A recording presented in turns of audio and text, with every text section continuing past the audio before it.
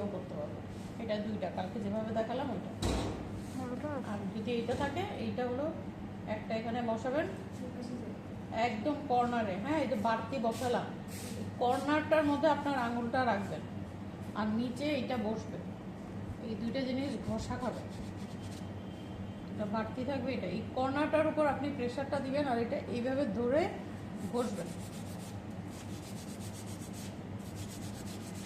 তারপর জোড়াগুলা চলে যাবে, মিশে যাবে, এজটা শার্প হয়ে যাবে।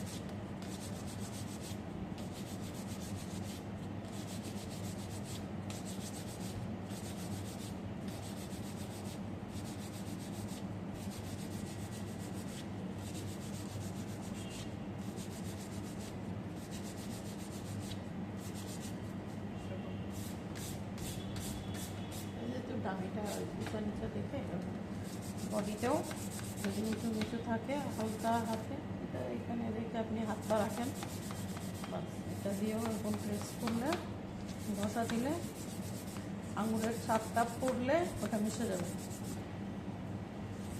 এটা দামি দামি খুব চাবে না।